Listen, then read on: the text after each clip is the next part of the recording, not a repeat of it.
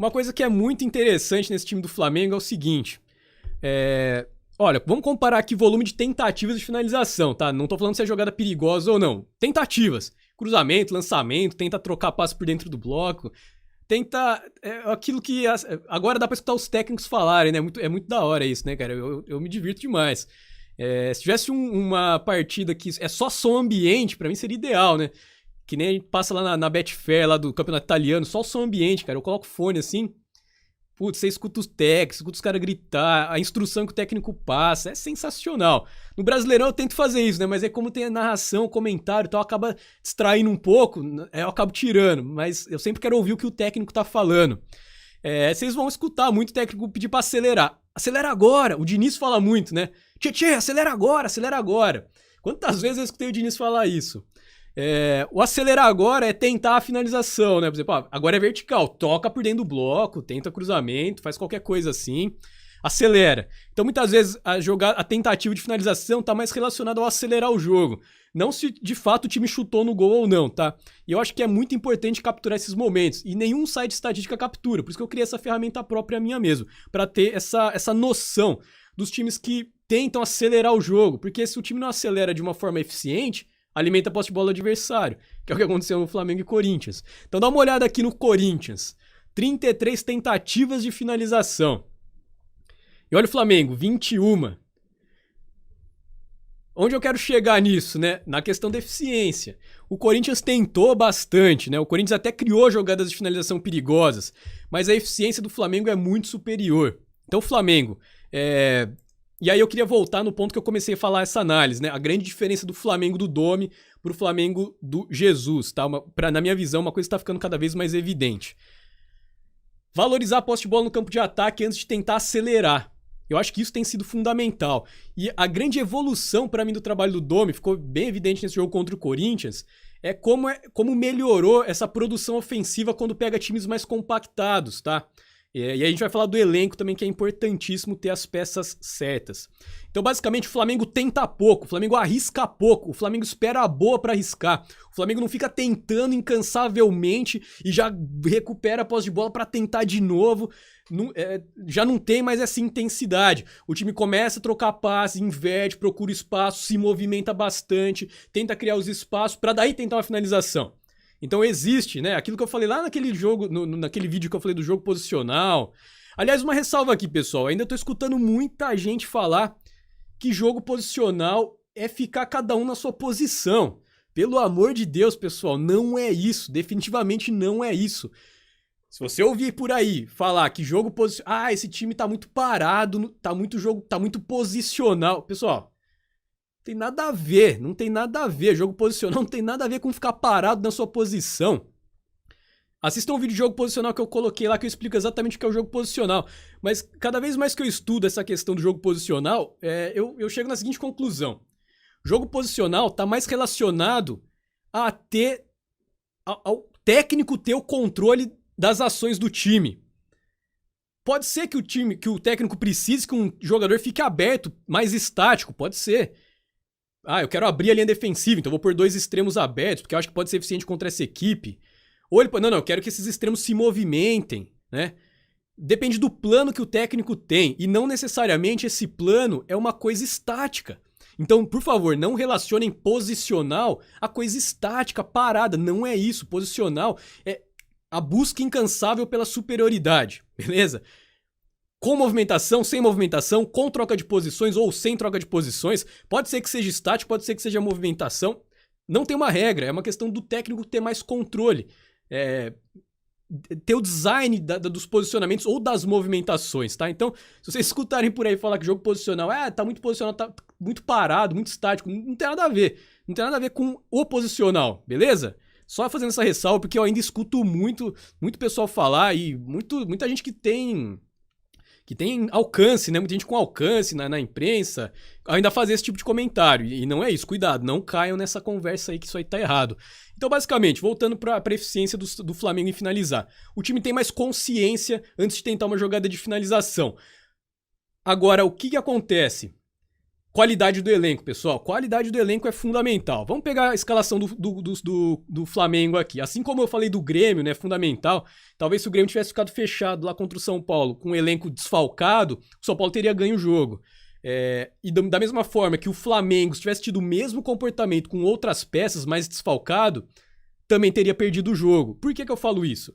Porque quando você tem mais paciência para finalizar, quando você trabalha mais a bola para finalizar, como é o caso do Flamengo agora, a tendência é você compactar mais o time adversário, você dá tempo pro seu time adversário se compactar e se posicionar na linha defensiva, forma o desenho defensivo ali, fica fechadinho esperando e dá tempo do time se organizar.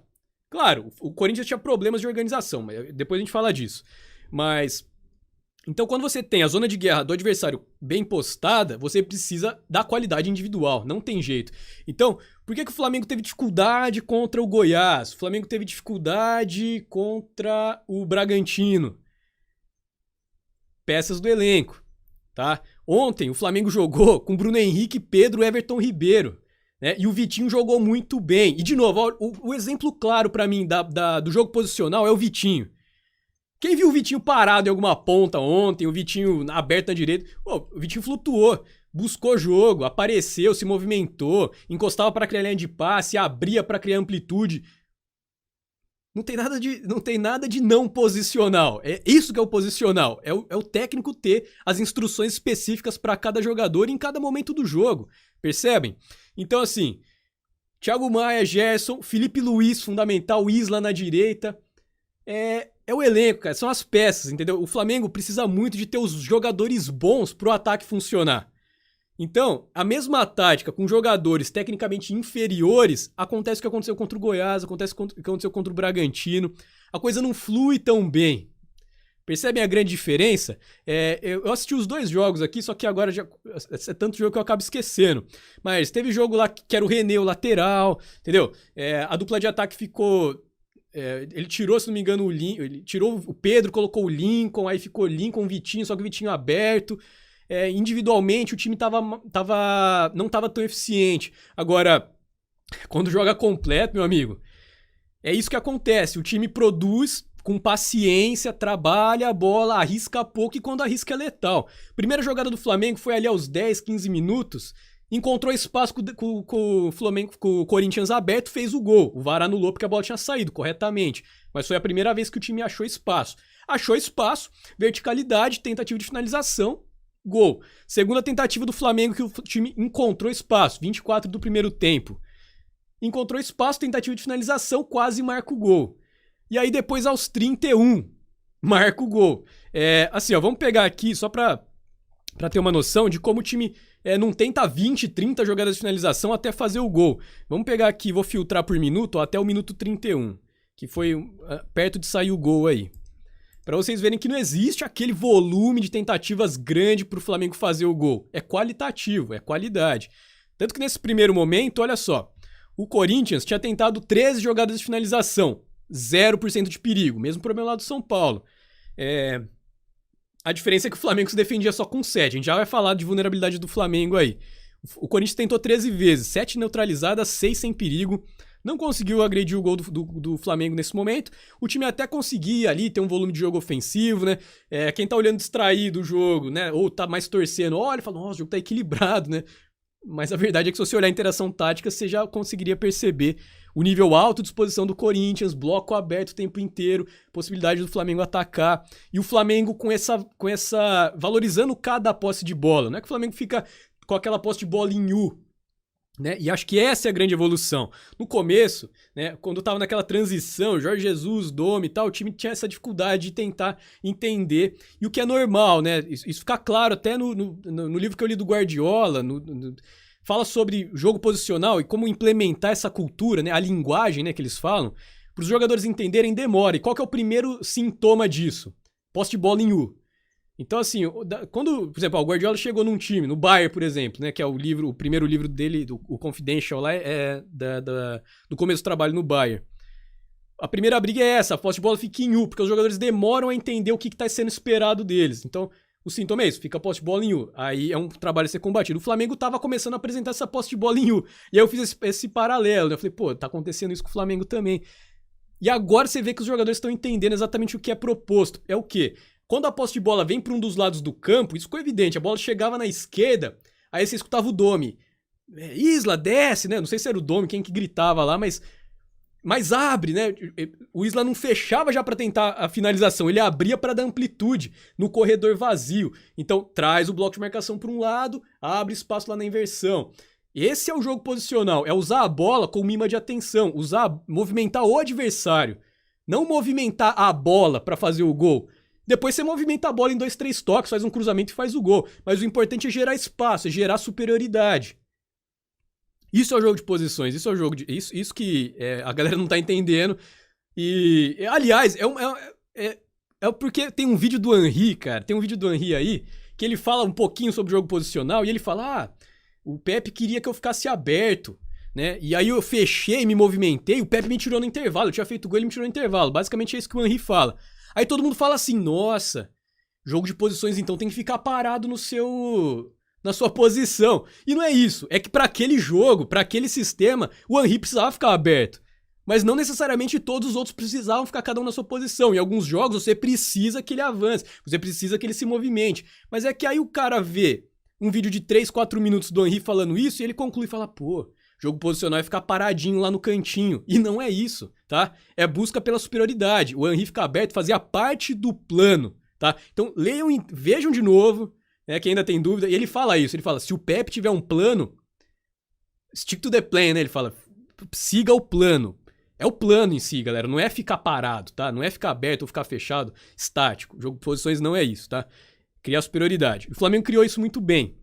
E arriscou pouco e foi eficiente demais quando conseguiu. E depende muito do quê, pessoal?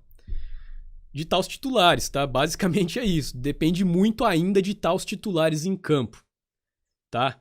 Naquele jogo mais intenso do Jorge Jesus e tudo mais, talvez o elenco fosse um pouco menos exigido, mas mesmo assim era bastante exigido, tá? Por isso que ele não fazia rodízio, ele sabia da importância de cada peça e de como os caras já estavam no esquema dele. No caso do Domi, não é que o cara é professor Pardal, fica inventando, fica improvisando. Cara, o Flamengo tá jogando praticamente 3 jogos por semana, é muito desgaste físico. Muitas vezes as substituições, não é que ele tá inventando, é necessidade, fisiologia, tá? É uma questão física mesmo, tá? Então a gente tem que ter, saber o que onde tá cada ponto, né? Tem substituição que é por conta tática, técnica ou física. Tem que ter essa noção também e não adianta a gente ficar querendo bater. O time ganhou, só alegria. O time perdeu, meu Deus do céu, ninguém presta. Não é isso, tá? Então pra mim ficou evidente isso, tá? Essa grande diferença dos ataques, tá? O ataque do Jesus e o ataque do Domi. Ataque mais paciente pra tentar jogadas de finalização. E agora aqui fica claro a evidência dessa assertividade. Esse jogo ilustra muito bem. Vamos pegar só as possibilidades de gol do Flamengo, olha só. Criou então uma jogada que foi anulada aqui, né? 10, 15 minutos, não me lembro. Nem coloquei aqui, porque é um gol anulado, não valeu. A segunda foi aos 20 e tantos minutos, não saiu gol, mas quase. Depois aos 30 e tantos minutos, gol. Próxima jogada perigosa do Flamengo, 58 minutos, gol. Próxima jogada perigosa, 65, gol. Próxima jogada perigosa, 79, gol. E aos 93, aquele golaço do Diego. Não tem nem o que falar, né? Eficiência aqui nas jogadas de finalização altíssima. O time aproveitou muito bem as oportunidades que encontrou e muito por conta dessa paciência na hora de criar. Vai funcionar em todos os jogos? Não, como eu falei, o Corinthians tinha problemas defensivos. O elenco do Flamengo vai oscilar porque os caras não vão conseguir jogar todos os jogos. Mas quando as coisas encaixam, pessoal, tem muito potencial, tá? O Domi sabe muito de futebol, tá? Não se deixem enganar, tá? Não se deixem enganar. Ele sabe muito mesmo. E você vê o Flamengo jogar as posições, o jeito que o time tá trabalhando a bola, essas alterações já em relação ao time do Jorge Jesus. Ele já tá abrasileirando um pouco, né? Você pode ver que ele já tá gritando mais na beira do gramado, jogando mais com o time. Eu acho que esse é um dos alinhamentos que mostra a própria evolução do profissional. Ele percebeu que não adianta ele ficar na frieza, né? Que ele tinha com os outros trabalhos dele, né? Ele tem que participar mais do jogo aqui no Brasil. Faz parte da nossa cultura futebolística isso. Os jogadores sentem falta disso. E isso é uma evolução que ele já tá mostrando. E além, claro, da evolução do time em se propor a entender essa nova proposta de jogo. E o resultado é esse que vocês estão vendo aí. Agora, nem tudo são maravilhas, né? Nem tudo é só alegria, tá bom? Agora, o time é um time extremamente ofensivo mesmo. E o time se defende com poucos jogadores. Nesse jogo contra o Corinthians, eu acho que ficou claro que o time estava se defendendo com 7 jogadores só.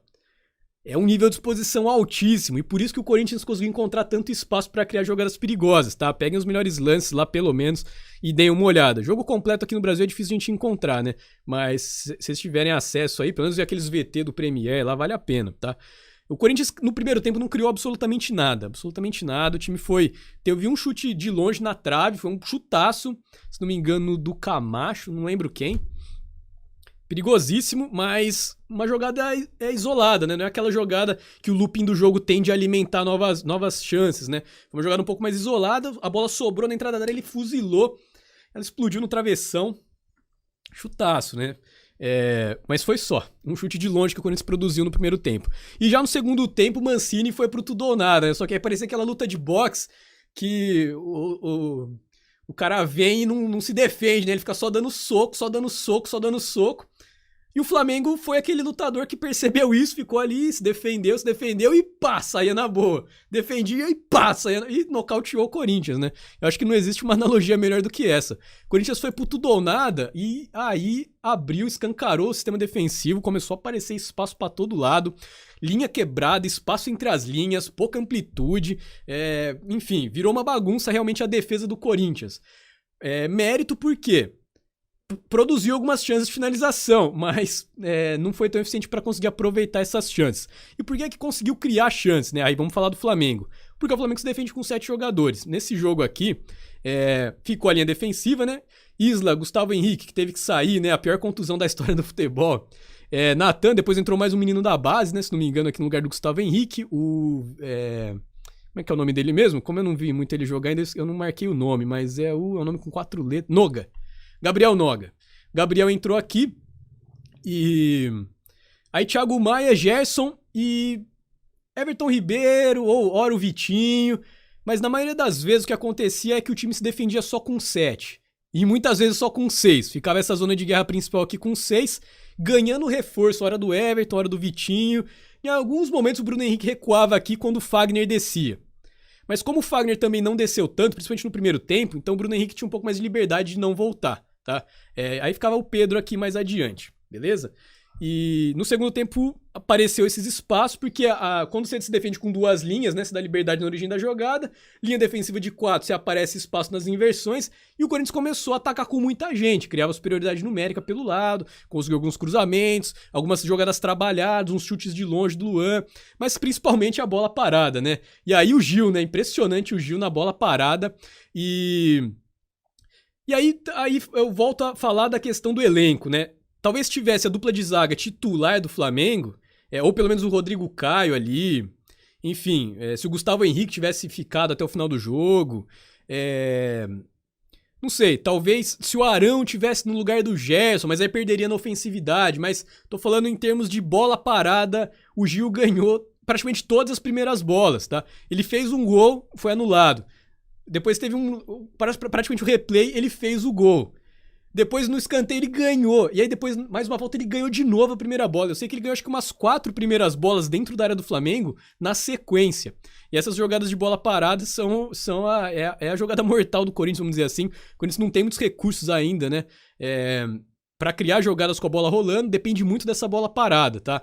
E aí fez falta o Avelar também, né? O Avelar realmente também é muito bom no jogo aéreo, tá? Então Gil e Avelar são os 2 melhores atacantes do Corinthians hoje, tá? São as jogadas mais perigosas do Corinthians, quando essa bola tá parada, eles descem e tentam ganhar essa primeira bola, tá? Agora, realmente, essa exposição do Flamengo é uma exposição tática, porque o time se defende, é assim que o time se defende, ponto final. E existe essa vulnerabilidade técnica, que é a questão da bola aérea, tá? Então o Gil escancarou esse problema na defesa do Flamengo. Então se jogar aquele time que tava ali, com o Natan, o Gabriel, Gerson, Thiago Maia, Felipe Luiz e Isla, essa zona de guerra principal desses 6 vai ser uma oportunidade para o adversário explorar essa bola aérea. Tanto no escanteio, quanto numa falta, quanto nos cruzamentos, tá? Então se pegar um atacante alto que fica ali ganhando primeira bola, pode ter problemas o Flamengo nessa jogada, tá? Então é um problema que acho que depende muito, tanto do poder de pegada de marcação no primeiro combate para evitar que esse cruzamento saia com a bola rolando. Se for falta, escanteio, um abraço, a bola vai subir para a área mesmo. E aí que é a questão, né? É a troca que ele tem que pensar, é a balança que ele tem que equilibrar. Põe o Arão, o Arão melhora demais o poder de briga pela primeira bola, né? Depois que o Arão praticamente estancou a ferida do Corinthians, do Flamengo ali. Ele entrou e o Corinthians não produziu mais nada, tanto com a bola rolando quanto nas bolas alçadas à área, né? Melhorou bastante ali. Só que aí perde um pouquinho de qualidade na hora de infiltrar por dentro do bloco de marcação adversário. Isso é fundamental, ter o Gerson, o próprio Thiago Maia, né? Menos, né? Mas assim, lembra que eu falei sobre o ataque do Flamengo, ter mais paciência, valorizar um pouco mais a posse de bola? Quando pega o bloco de marcação adversário fechado, claro que quando pega aberto, pessoal, não se enganem também, quando pega aberto é vertical, tenta puxar o contra-ataque, como fez nesse jogo, fez gol de contra-ataque, teve aquele gol anulado, que foi praticamente pegar a defesa aberta, encontrou espaço, acelera, basicamente é isso. Agora, quando encontra o bloco fechado, aí tenta criar o espaço para depois finalizar. Aí nesse ponto muito melhor ter o Gerson do que ter o Arão, por exemplo, né? Mas na hora de se defender, será que é melhor ter o Arão? Enfim, balança que o Domi vai ter que pesar aí, a gente só vai analisar e ver o que tá acontecendo, beleza? E eu vou trazendo para vocês. Mas aí pro pessoal que acompanha o Flamengo, basicamente esse é o ponto de alerta, tá? Vamos ver, o que mais? Um ponto que eu queria falar também, a importância do Pedro. Lembra que eu falei do São Paulo? Trocar a posse de bola, perder a posse de bola na defesa, e aí, meu amigo, você dá a posse de bola de ataque pro seu adversário. O que eu acho que o Flamengo tem, que é uma coisa muito interessante? Tem tanto a jogada trabalhada, construída com a bola no chão, então se o adversário subir o bloco, ficar com espaço ali, o time vai trocar passe por dentro do bloco, vai avançar, vai atacar a linha defensiva. Se o time ficar fechadinho atrás, o time também vai trocar passe, inverter e tal, vai conseguir chegar no ataque. E quando o time faz marcação-pressão muito intensa, Pedro, e aí eu te falo que essa é uma alternativa muito interessante. Talvez, né? Eu não sei. Vamos ver o que vai acontecer depois que o Gabriel, né? O Gabigol voltar. Hoje, para esse esquema do Flamengo, eu acho que o Pedro é fundamental. Não vejo o Gabigol jogando, sendo mais importante nessa saída de bola do que o Pedro, né? O Pedro gruda a bola. A bola vem, apertou ali atrás, bola no Pedro, ele gruda a bola. Ele faz muito bem esse pivô. Ele não perde a bola não fica batendo e voltando. Então, quando dá o chutão, né, vira um lançamento, porque tá lá o Pedro para brigar pela primeira bola e o time pega o desenho defensivo do adversário aberto. Acompanha o raciocínio. Corinthians abre o bloco, avança o bloco para fazer a marcação-pressão no Flamengo. A linha defensiva começa a trabalhar passe, vai atrair no Corinthians. Quem que ficou aqui atrás? Linha defensiva e o Pedro aqui, por exemplo, o Gil em cima do Marlon, o Pedro em cima do Gil, Pedro em cima do Marlon, enfim. Até nas laterais ele busca às vezes, né, em cima do Fagner, enfim. Quando essa bola vem, ele tá ali em situação de 1 contra 1, entendeu? Porque os meio-campistas avançaram para fazer o bloco de marcação, o bloco alto. E aí sai esse lançamento, Pedro gruda, desenho defensivo adversário tá completamente exposto. Basicamente é isso. Então essa alternativa é muito importante ter. É a alternativa, por exemplo, que o São Paulo não teve. Por isso que acontece isso, ó. Quando o São Paulo é pressionado aqui na defesa, perde a bola. E o adversário recupera no ataque. O Flamengo não. O Flamengo, quando o time é pressionado aqui, o time tem essa alternativa aqui para isolar, tentar sair no lançamento. E muitas vezes até consegue avançar no lançamento. Ó. Pode ver aqui, ó, lançamento briga pela sobra. O time consegue, tem essa alternativa e já tá funcionando. E é fundamentalmente porque a linha defensiva tem qualidade para fazer esse lançamento, né? Não é só uma bola rifada, desesperada. O time tem frieza ali para esperar o bloco chegar, não tem opção de passe curto. Pedro. E tem o Pedro lá para grudar essa bola, tá? Então, nesse esquema, eu acho que o Pedro é muito mais eficiente do que o Gabriel seria. Agora, vantagens e desvantagens, né? Por exemplo, eu não vejo o Everton fora do time. Craque de bola. O Arrascaeta, a hora que voltar, vai jogar aqui onde o Vitinho jogou hoje, né? Flutuando, né? Arrascaeta e Everton flutuando. Bruno Henrique. O Bruno Henrique vai sair para entrar o Gabriel. Então, acho que os 4 de frente do Flamengo, eu colocaria o Pedro hoje, né? Mas eu não escalo o Flamengo. Vamos ver o que o Domi vai fazer. Né? E Thiago Maia, Gerson, funcionou bem contra o Corinthians, que tem um ataque mais fraco, mas talvez contra ataques mais fortes vale muito mais a pena ter o Arão no lugar do Gerson. Mas é bom ter elenco por causa disso, né? Te dá essas possibilidades de melhorar um time que já é bom. E realmente eu acho que falta, se o Flamengo quiser realmente manter esse time, manter o outro patamar, né, que o pessoal fala muito, vai ter que trazer zagueiro, pessoal. Os meninos foram bem, né, o Natan tá indo bem, o Gabriel entrou bem, mas pega uma casca aí, pega um River numa semi de Libertadores ou numa final de Libertadores, cara. Pode ser, claro que eles podem ir bem, não tô falando que não pode ir bem, mas se for mal, aí vai falar, pô, não trouxe o zagueiro, já é um problema evidente, entendeu? Então tem que tomar cuidado, acho que talvez um ponto de oportunidade esteja aqui nos defensores. E o Hugo, né, ele acabou saindo mal do gol, né, no gol do Corinthians, mas defendeu muito bem, né, pega muito bem, e principalmente bola no chão, né, ele dá uns lançamentos bem feitos, muito potencial, eu acho que dá pra insistir com o Flamengo, né, não sei se vai renovar ou não com o Diego Alves, não sei se renovou ou não, realmente essa parte do noticiário do mercado de transferências aí, eu acho que eu não acompanho muito, né, então não sei que pé que tá o Diego Alves, mas tinha a questão do contrato lá, né. Mas Diego Alves, claro, titular absoluto, mas o gol aqui eu acho que tá bem servido sim. O Hugo é novo, então essa questão da saída de bola é uma questão que dá pra corrigir, porque é tomada de decisão. O que não dá pra corrigir é velocidade de reação, o jogo com os pés, né? Por exemplo, Cássio, agora você vai sair jogando com o pé. Cara, ele vai falar, pô, Thiago Nunes, vai embora daqui, vai embora do Corinthians. Não quero jogar com o pé, cara, você tá me expondo, né? Agora, o Hugo sabe jogar com o pé, beleza. Então, faz parte do jogo, joga com o pé, ele sabe, tranquilo, não vai aprender do dia pra noite. E o que precisa corrigir, que é a saída de bola, isso dá pra corrigir, entendeu? O preparador com certeza já deve estar trabalhando isso. Hugo, pequena área, assim, tal. Vê se tem espaço pra você sair, pra você não ficar fechado, enfim. Vê se não tem ninguém fazendo corta-luz. É coisa que ajusta, tá? Muito potencial mesmo, e coisas que são fáceis de serem corrigidas, tá? Vamos analisar aí pros próximos lances, pros próximos jogos. Deixa eu ver então se ficou alguma coisa aqui que eu já tinha em mente pra falar. Mas basicamente era isso mesmo.